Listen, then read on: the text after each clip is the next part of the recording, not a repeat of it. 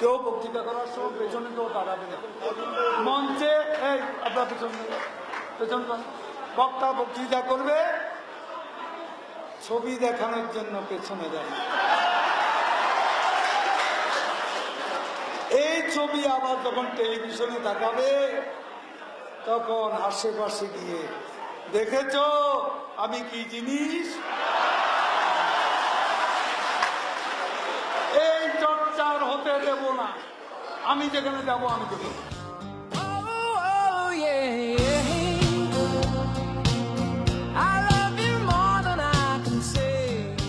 নিজের পেছন থেকে কর্মীদের সরে যেতে বললেও সেলফির ফ্রেমে সেলফিশ হননি তিনি। সেলফিকে গবেষকরা মানসিক রোগ বললেও দেশে এখন রাজনীতিতে সক্রিয় থাকার অন্যতম হাতিয়ারই সেলফি।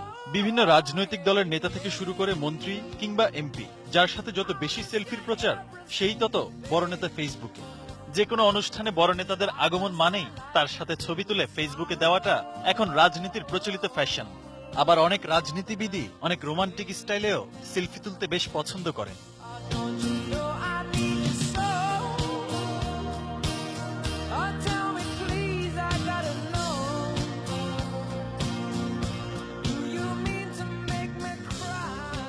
অনেক রাজনীতিবিদের সেলফি আসক্তি এমন পর্যায়ে পৌঁছেছে যে সিলেটে বহিষ্কৃত ছাত্রলীগ কর্মী বদরুলের রোশানলের শিকার খাদিজাকে নিয়েও সেলফি তুলে ফেসবুকে দিতে ছাড়েননি অনেক নেত্রী, যা সমালোচনার ঝড় তুলেছিল সামাজিক যোগাযোগ মাধ্যমে।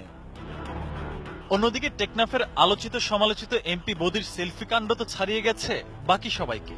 দলের গুরুতর অসুস্থ এক নেতাকে অ্যাম্বুলেন্সে ঢাকা আনার সময়ও সেলফি তুলতে ছাড়েননি এই সাংসদ। আবার অনুরোধের ঢেকি গিলে তুলে কিংবা না জেনে যাত্রার সঙ্গে সেলফি তুলেও বিপদে পড়েছেন সমাজের অনেক পরিচিত মুখী। এই যেমন বনানীর রেন্ট্রি হোটেলে আলোচিত ধর্ষণের ঘটনায় গ্রেপ্তার হওয়া অন্যতম আসামি নাইম আশরাফ রাজীবের সাথেও সেলফি তুলে ভাবমূর্তির 12টা বেজে গেছে অনেক তারকার। বাংলাদেশের অনেকের এই সেলফি রোগে বিদেশের বাইরের নেতারাও ছাড় পাননি। শেখ হাসিনার সর্বশেষ ভারত সফরে প্রধানমন্ত্রী নরেন্দ্র মোদীর সঙ্গেও সেলফি তুলতে বেশ ব্যস্ত ছিলেন এদেশ থেকে যাওয়া রাজনীতিবিদ ও ব্যবসায়ীরা। শেষ পর্যন্ত সেলফির রোগ থেকে বাদ যায়নি বাংলাদেশের বুকে দাগ কাটা হলিউডিজম। শ্রদ্ধা জানাতে আসা অনেকেই এমন শোকাবহ জায়গায় তুলেছেন উৎসবের সেলফি। সবকিছু মিলে বাংলাদেশের সংস্কৃতি ও রাজনীতি দুটোই হয়ে গেছে সেলফিময়। আহমেদ রাব্বি তানিম, এটিএন নিউজ, ঢাকা।